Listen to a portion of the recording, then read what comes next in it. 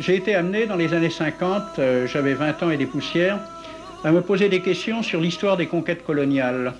En me faisant traduire ce que racontaient les griots africains et les médas du Maghreb, je m'étais rendu compte qu'il y avait un fossé entre leurs chants et ce qui s'enseignait en France sur la pénétration coloniale.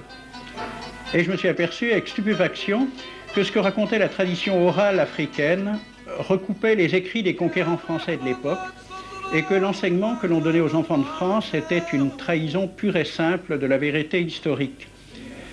Sur l'Algérie, par exemple, tous les livres d'école racontent qu'il s'agissait d'une contrée sauvage et déserte, appelée d'ailleurs barbarie, et que la France, pour sauver son honneur bafoué par un coup d'éventail, avait conquis ce pays par une série de brillantes victoires dans le seul but d'y faire pénétrer la civilisation.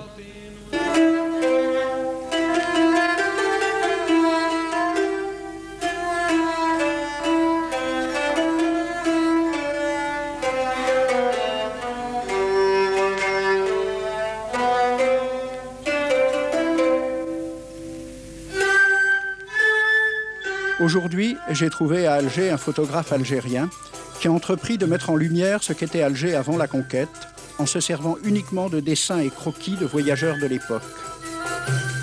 Monsieur Kouassi, vous êtes photographe et vous sortez une première œuvre éditée. Cette première œuvre éditée, si vous aviez à la présenter, vous diriez quoi? C'est une œuvre à caractère historique, Algérie d'hier, Algérie de toujours. En arabe, Jazel Ems, Jazel Khalida, qui retrace un peu, en gravure d'époque, la vie en Algérie avant la colonisation française. Ces gravures m'ont permis de montrer au public que l'Algérie existait bien, avec ses villes, avec ses coutumes, avec ses traditions.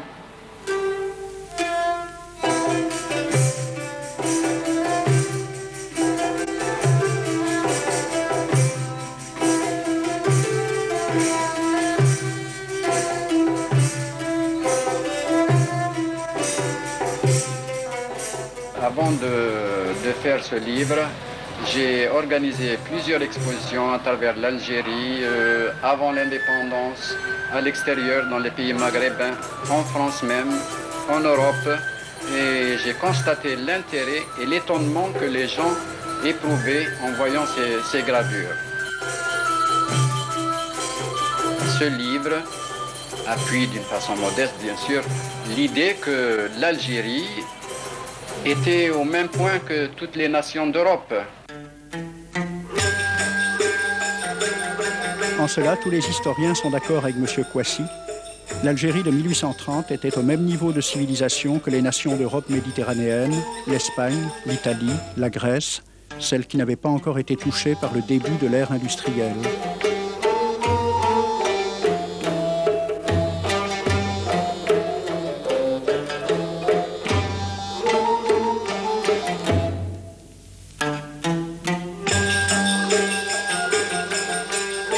Ces documents faits par des Français, par des Hollandais, par d'autres artistes européens n'ont jamais été diffusés à grande échelle parce que justement ça montrait que l'Algérie existait malgré ce que nous avions appris à l'école française pendant la colonisation que l'Algérie était un pays de marécage. C'est des documents qui retracent tout de même une vie réelle.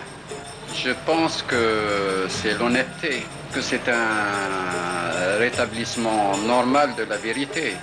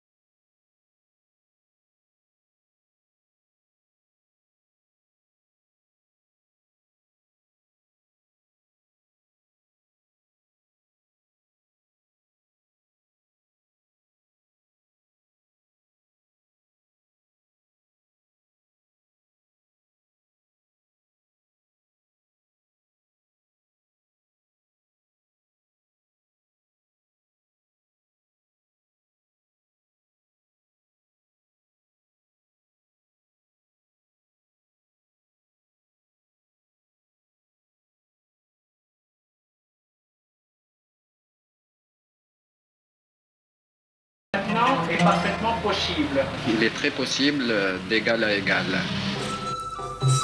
C'est dans cet esprit de discussion d'égal à égal que nous avons invité Roland Bacri, le petit poète du Canard enchaîné, né à Bab el-Oued, à venir évoquer la responsabilité de sa famille, les Bacri, dans ce coup d'éventail qui servit de prétexte à la conquête. Roland Bacri, voulez-vous que nous discutions un peu de cette période de la vie de votre famille à Alger? C'est votre histoire, c'est l'histoire de France, d'Algérie et de l'histoire de ma famille.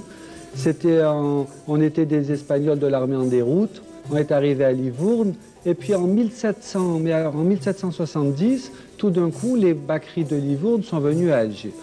C'était des grands banquiers, des grands marchands de blé, et on nous appelait les rois d'Alger parce qu'on était très importants. Mais auparavant, une seconde, quand même, pour rétablir l'histoire dans son ensemble, vous êtes parti d'Espagne parce que la famille Bacri juive avait des problèmes avec l'Inquisition. Ben oui, parce que tous les juifs de l'époque, où on devenait catholique, et ma mère, elle n'aurait jamais accepté, ou alors on restait juif, mais on foutait le camp. Alors on est allé à Livourne. Mais avant, vous viviez, c'est pour rétablir un certain poids d'histoire comme ça, avant vous viviez très bien avec les musulmans en Espagne. Ah, de toute façon, Bacri, même à Alger, on nous appelait les Ben Sarot. Je ne sais pas ce que ça veut dire en arabe, mais nous, des Bacri, ça existe aussi en arabe, quoi. Moi, je suis un judéo-arabe. Je ne sais pas ce que ça veut dire, mais enfin, moitié juif, moitié arabe, et maintenant moitié français. On est trois moitiés. Alors, c'est pour dire, donc, on était des Ben Sarot, je ne sais pas pourquoi, et puis Bonaparte, comme il voulait faire sa campagne d'Égypte, il avait besoin de blé. Et donc, il s'est adressé au Dey Hussein, le Dey turc.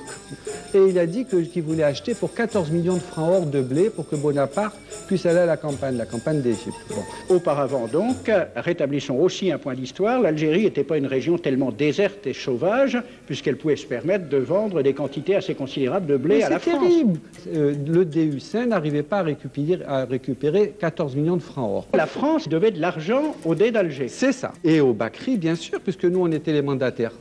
Alors, M. Roland Bacri, c'est Bacri qui a obtenu les créances et qui est parti les présenter en France dans l'espoir de se faire payer par le gouvernement français les dettes datant de cette commande faite par Bonaparte en 1795. En 1795 et qui, en 1827, n'est toujours pas payé. Toujours pas. Alors, donc, le consul de France reçoit mission d'aller voir le Dey, ou c'est le Dey qui lui demande de venir le voir? Non, c'est pareil, sur un bourricot, et il monte les petites rues de la Casbah, avec des poternes, des lanternes, et en fait, tout ce que vous connaissez la Casbah d'Alger. Hein, et il arrive au palais qu'on a appelé par la suite le palais de l'Éventail. Vous connaissez, dans la Casbah, il y a le palais de l'Éventail, du coup d'Éventail. Bref, il arrive là-bas, et puis... D'abord, c'est tiens mon frère, enfin tout ça, c'est toutes les salam alek d'usage. Hein. Et ça tourne vite à l'aigre. Ils se traitent de tout, et l'autre, il prend la mouche, l'autre, il prend le chasse-mouche, et il donne un coup sur la... Alors, point historique, c'est un chasse-mouche ou c'est un éventail. Bref, le consul, il est tout rouge de la gifle, et ainsi de suite, il repart là-bas. Et puis il dit, voilà, ils m'ont donné une gifle, etc. Et l'autre, en colère, il dit, bon, ben, puisque c'est comme ça, il appelle le général de Bourmont, garde à bout fixe, allez rompre les négociations, ils rompent les négociations, et on va envoyer les troupes à Sidi Ferruche, parce que là-bas, il paraît qu'il y a une plage terrible.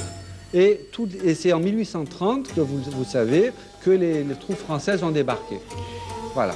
Monsieur Bacri, vous dites, pour défendre l'honneur de vos aïeux, que la dette française n'avait pas été réglée au Dey. Ça, c'est un fait, c'est sûr. Mais est-ce qu'elle n'avait pas été réglée au Bacri? Parce que... C'est très compliqué. C'est pas si compliqué que la histoires d'argent, c'est compliqué si on se réfère aux historiens qui ne sont pas comme vous, des historiens de rien. Oui, je sais. Il y a monsieur Charles-André Julien, qui est un grand spécialiste des questions, qui vous a écrit, il y a quelques années, « Mon cher Bacri, tu as touché en 1800 un premier acompte de 3 175 000 francs, puis un second de 1 200 000 francs grâce à l'intervention de ton ami Talleyrand. Pardon. Tu lui avais d'ailleurs considérablement graissé la patte. Et tu lui avais tellement graissé la patte qu'il en était devenu boiteux. C'est passé dans l'histoire. En 1819, ce même boiteux t'a fait obtenir 7 millions par un vote des chambres. Tu as fait une admirable affaire et du même coup roulé le Dey d'Alger, qui était le seul créancier valable et qui n'a pas touché un sou. D'où le coup d'éventail. Tu as quand même une lourde responsabilité familiale. Faut reprendre l'histoire telle qu'elle est. Cher Bakri, c'est justement ce que souhaitent les Algériens qui n'ont récupéré en 1962 dans les bâtiments officiels d'Alger que bien peu de documents d'archives. Ces quelques documents et les recherches d'historiens permettent déjà d'établir que même si Joseph Bakri, en gardant à son compte les sommes qui lui furent versées pour régler une partie des dettes françaises au dé, a une grande responsabilité dans le coup d'éventail, ce coup d'éventail ne fut guère qu'un prétexte. Le roi de France, Charles X, avait besoin de reprendre en main son armée. Il a pensé qu'une expédition sur Alger lui permettrait de donner à ses militaires gloire et butin. Quant aux tenants du capitalisme naissant, leur théoricien Sismondi écrivait dès mai 1830 « Ce royaume d'Alger ne sera pas seulement une conquête, ce sera une colonie, ce sera un pays neuf sur lequel le surplus de la population et de l'activité française pourra se répandre. » Voilà les véritables raisons de la conquête dont il faut aussi éclairer les méthodes. Alors j'ai pris des documents à la Bibliothèque nationale à Paris, des témoignages des conquérants de l'époque, des conquérants français. D'abord, des extraits du bréviaire que l'on avait remis aux officiers et soldats qui s'en allaient en Afrique. Cela s'appelait « Aperçu historique, statistique et topographique sur l'état d'Alger ». Voici quelques-uns de ces extraits. Ces contrées sont des terres vacantes, abandonnées aux mauvaises herbes par la paresse et l'indolence des morts. Les femmes du pays sont livrées par la paresse des Arabes, qui passent toute leur vie à fumer, à la turpitude de mœurs extrêmement relâchées. Elles n'ont pas de religion. Beaucoup doutent qu'elles aient une âme immortelle et croient qu'elles ne sont faites que pour la reproduction. Le climat aidant, les femmes sont nécessairement disposées au plaisir. Alors, allez-y, des terres vacantes et des femmes consentantes qui n'attendent que les soldats français. Et puis, à côté, j'ai vu d'autres documents qui marquent l'étonnement des officiers français qui débarquaient en Afrique. C'est Campagne d'Afrique en 1830 par un officier du corps expéditionnaire. Cette terre, qu'on avait présentée comme sauvage et inhabitée, est couverte de jolies maisons de campagne entourées de jardins. Toutes sont bâties sur des hauteurs dont les mouvements onduleux contrastent tout à fait avec l'aridité des côtes de Provence. La végétation y est superbe, et partout des sources et des courants d'eau fécondent la terre. Les fruits y sont en abondance. Un grand nombre d'aqueducs amènent les eaux jusqu'à la capitale. Et le maréchal Bugeaud lui-même. J'ai reconnu que l'Algérie produit beaucoup de grains, une immense quantité de bétail. L'immensité des terrains ensemencés atteste l'existence d'une population beaucoup plus nombreuse qu'on ne le pensait. Le commandant Claude-Antoine Roset, dans Voyage dans la Régence d'Alger en 1833. Presque tous les hommes savent lire et compter. En France, on compte à l'époque 40% d'analphabètes. Ainsi, les soldats qui débarquent sont en général moins instruits que les sauvages qu'ils viennent civiliser. Le ministre de la guerre de l'époque, il s'appelait Girard.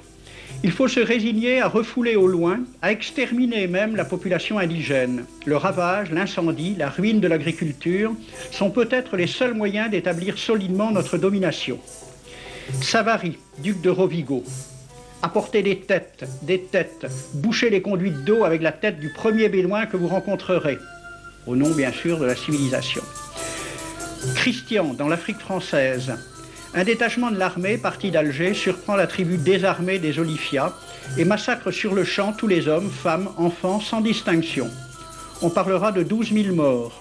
Les troupeaux raflés aux Olifias seront vendus au consul du Danemark. Quant au reste du butin, il fut exposé au marché de Babazoun. On y voyait des bracelets de femmes, encore attachés à des poignets coupés, et des boucles d'oreilles pendant à des lambeaux de chair, au nom de la civilisation. Le colonel François de Montagnac. Selon moi, toutes les populations qui n'acceptent pas nos conditions doivent être rasées. Tout doit être pris, saccagé, sans distinction d'âge et de sexe. L'herbe ne doit plus pousser là où l'armée française a mis le pied. Saint-Arnaud, il était commandant et c'était aussi un mari très attentionné. Il écrit à sa femme « Chère Louise, je suis bivouaqué par une chaleur de 40 degrés au milieu de 20 villages superbes qui ne se sont jamais bien soumis. Je leur ai donné jusqu'à ce soir pour payer les impôts et les amendes que je leur inflige.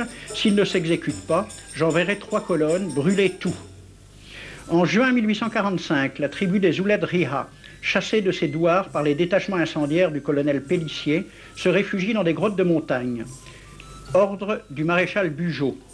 Si ces gredins se retirent dans leurs cavernes, imitez Cavaignac au Sbeha, fumez-les à outrance comme des renards. Voici le récit d'un témoin, français bien sûr. Voir au milieu de la nuit, à la faveur de la lune, un corps de troupes françaises occupé à entretenir un feu infernal. entendre les sourds gémissements des hommes, des femmes, des enfants et des animaux, le craquement des rochers calcinés s'écroulant. Le matin, quand on chercha à dégager l'entrée des cavernes, gisaient des bœufs, des ânes, des moutons.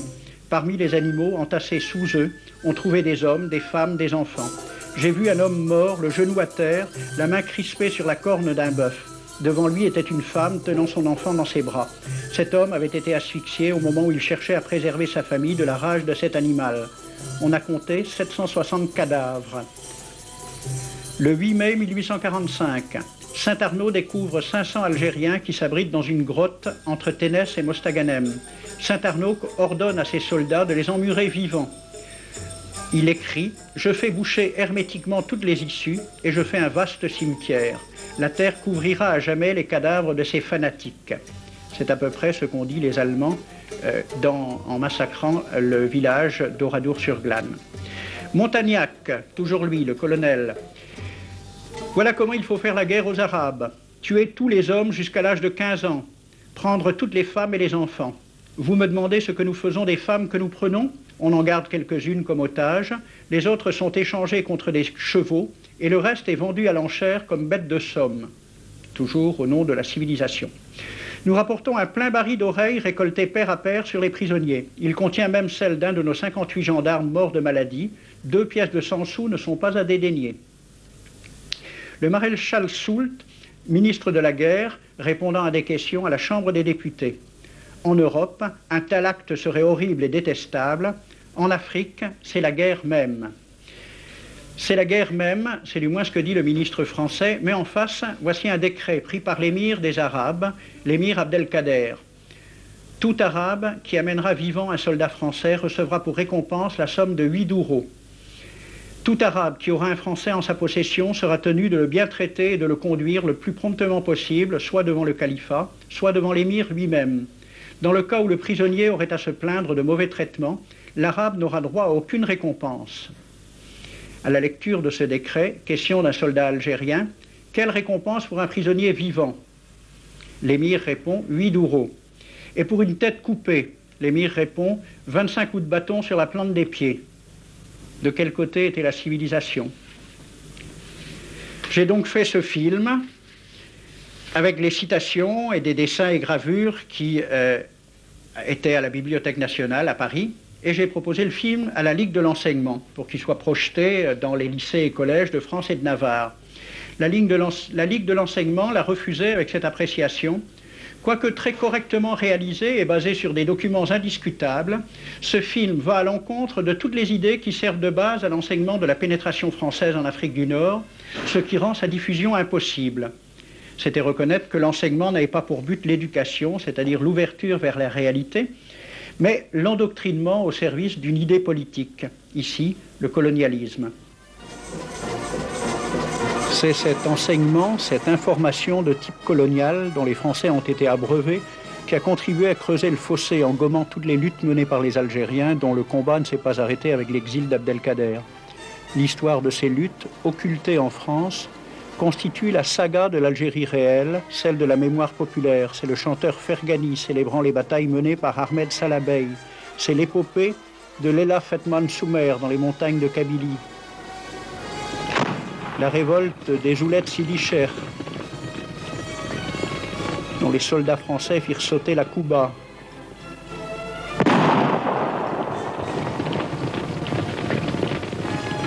Une trame de levée populaire, d'embuscade, de guérilla remettant 100 fois en cause la conquête.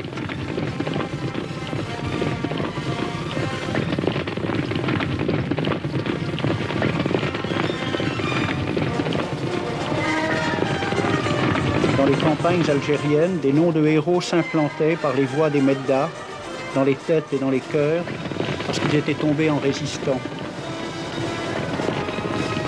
Côté français, ils étaient simplement cités comme bandits liquidés par les armées de pacification.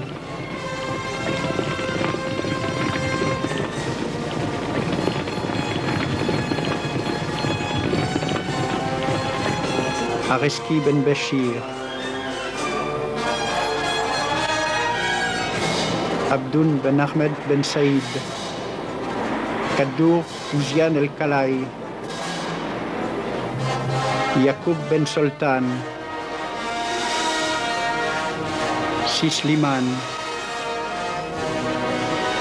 El Mokrani. Des jalons d'une longue histoire. À chaque levée populaire, la répression s'abattait, l'administration coloniale confisquait de nouvelles terres y implantait de nouveaux colonisateurs. Des colonisateurs qui, aux yeux des populations algériennes, ne pouvaient être que des usurpateurs de titres, de droits, s'appropriant par la force les terres les plus fertiles. Aujourd'hui, on peut dresser la liste des révoltes et des répressions, des spoliations, une carte des révoltes algériennes, jalonnée d'oradours.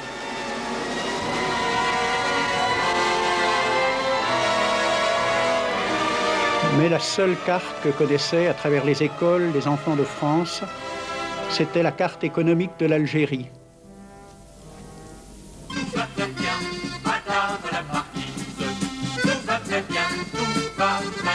Agrémentée quelquefois de dessins montrant en fait une province française bien pacifique, bien mise en valeur, où poussaient blé, vignes et arbres fruitiers, où le facteur arrivait à l'heure et le médecin au premier appel. Une vision idyllique, sans aucun rapport avec la réalité.